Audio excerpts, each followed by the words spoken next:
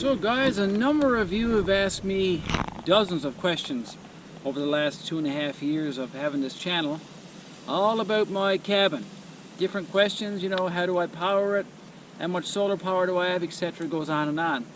And I've answered those questions along the way, but you've also emailed me on the side and asked me to do a tour of the cabin, which I kind of put off, admittedly, but now the fishing season is closing down and the hunting seasons have not opened up yet.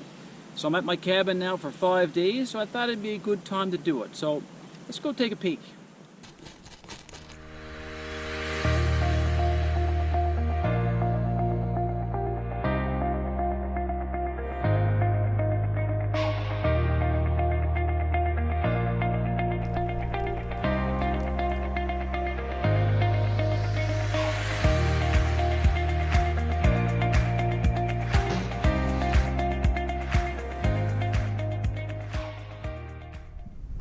Alright, let's start our tour.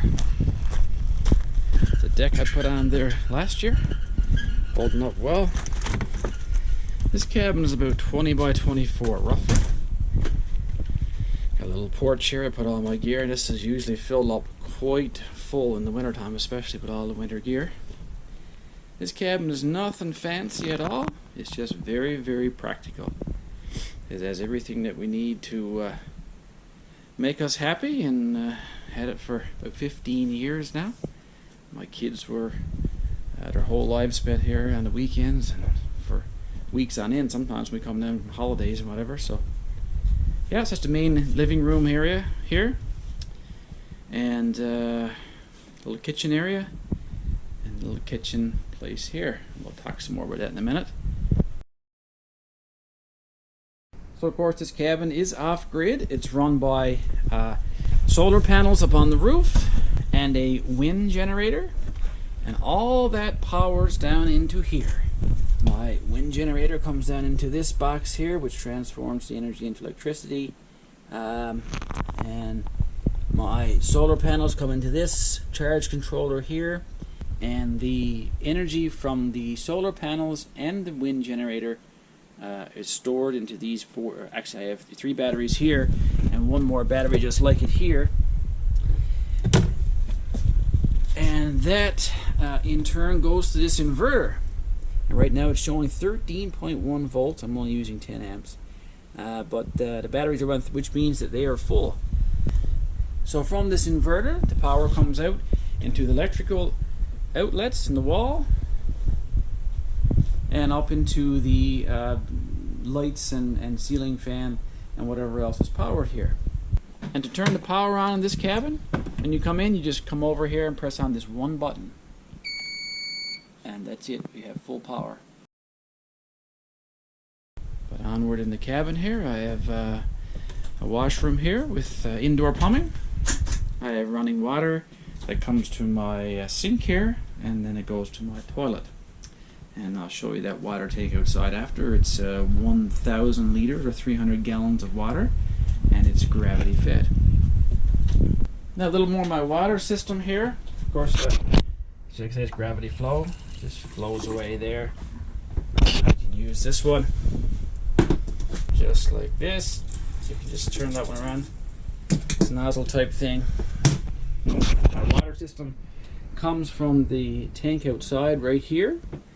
And but in the wintertime, of course, you can't use anything outside, with temperatures of minus 30 and 40 degrees Celsius.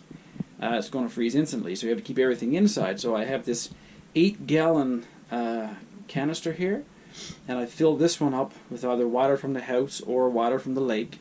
I have to drill a hole through the ice, of course, to get that water. And I keep it in here, and it stays really warm with the temperature of the cabin. So that works. And that one canister will usually last a full weekend in here for toiletries and for washing. Here we have the main room here, main master bedroom here. It's pretty small, like 8 by 8 or whatever, or 8 by 10 I think it is, yeah, 8 by 10. Everything there. And another bedroom here with a twin bed into it. So this is my water cooler here, and I get water right from the mountain spring back the road here a couple of kilometers. And I also have a shower, and how luxurious is that when you're here for an extended period of time? And this is run by a 12-volt system and a solar panel as well, which I'll show you that solar panel. And that panel is only a 2-watt panel I put up there many years ago, and it still works perfect. The shower is just a regular stand-up shower. Goes up to a hose here, or a nozzle. The hose comes back to a bilge pump, the same one you'd buy in your marine store, to pump water out of your boat if you had excess of water. And I have it hooked up to a little switch right here that pumps the water up from there up to the nozzle. So when I want to have a shower, I take this pot here and put it up on the stove, and I fill it full of water. Once I fill it full of water, I have a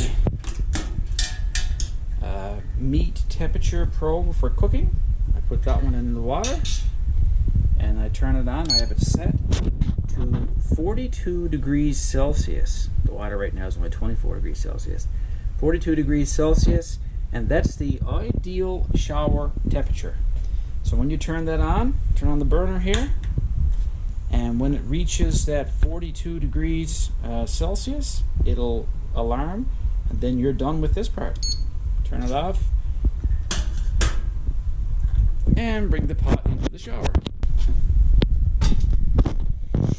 Lay your pot down there, throw your bilge pump in there, and turn on the switch right here, and there comes the water. My fridge and my stove are both propane, and they both run off of 20-pound propane tanks, and they actually last for months, especially the fridge. The fridge uses very little propane, and I keep a spare 20-pound canister out in my shed, so if either of these run low on propane, I can always run out in the shed and get another one. And this fridge has the regular part, and it has a freezer as well. So it's it's very practical, good for our use. This is a full-size stove with 4 burners, and has an oven, and also has a little grilling place down the bottom here, which is good for if you want to make steaks and stuff, or making toast or grilling toast. And I have a television system here that's hooked up to a Bell satellite system, and it doesn't get used a whole lot, but it's good if it's a really cold night in the winter, or you want to catch some news or listen to some music from time to time. My wood stove, just your standard wood stove, of course. I don't use it much in the summertime, but 2 doors, glass front. But I do have an electrical system hooked up to it, so I can put my wood in, and I use this thermostat to power it. If I turn up the thermostat, it will open up this damper right here. I actually have another video featuring this alone, and I'll put the link in the video here now as well. But as you can see, the damper opens up and letting more air into my stove, and then as it gets warm, the temperature, the thermostat senses this and closes the damper again. This is just a fan that turns once heat comes on the stove to distribute it around the cabin. I also have like a little simple 2-way radio system. We can turn this one on. I'll call it the base radio, and we can go out in the lake, anywhere from 2 to 3 kilometers easy, and speak. Just take this radio with you, and you can speak back to the cabin here directly. Cell phone booster is powered here as well, and that runs down to a little antenna underneath these 2 phones here, right here. So the power, the cell service comes in here, and it is excellent actually. As you can see right now, I have like 3 bars of cell service, and I can hold my phone anywhere in the vicinity of this, not too far away, but I can make, I can use it over here on the couch, but you gotta be pretty close to that. I have a smoke detector that's good for 10 years, and I have a carbon monoxide detector here, and I also have another carbon monoxide detector that's automatically hooked up to the back of this propane fridge, so if something was to malfunction, it'll automatically shut the fridge off. The batteries never fail me, and I stay here for days and days, sometimes a week at a time. I'll bring you outside now. I do have a generator in this shed right here, but I rarely, if ever, turn it on. In fact, it may be once a year I'll turn this generator on just to make sure it's still working. Also doubles as my wood shed. So I have a Yamaha 1000 watt generator here that will easily run this cabin, and if I do turn it on, I can recharge the batteries at the same time, but again, it hardly ever gets started. I have another small shed connected there. I have another shed here, and actually it goes back into I call it a double shed. It goes back into another shed there, and all of my shed lights are powered by solar. So exterior lights are solar. You can see the little solar panel there. Plus, if I go inside, you can see the light is here, and it just came on in this place here as well. All solar powered, so no maintenance. Like $55 to buy a Canadian Tire, and you're done. Oh yeah, noteworthy. Melanie's moose antlers had 7 points, mine at 8. Just saying. Alright, let's run back and check on that rabbit. Oh yeah, security systems. People here in Lab West are incredible. I've never had anything touched here, certainly nothing broken into. So it's good. But just in case you do come around my cabin, then you best smile, because you are on camera.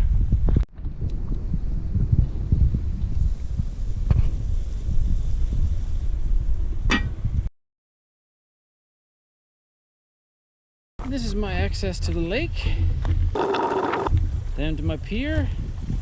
Got my sea-doo moored off there. I keep my boat over to my buddies, and my buddy's beach is better access there. Paddle boat, kayak.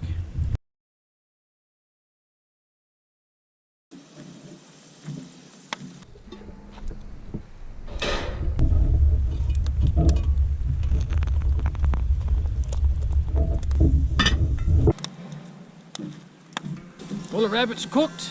Thanks for coming along with me today on this tour. I hope you enjoyed it. And like and subscribe, and catch us on the next video.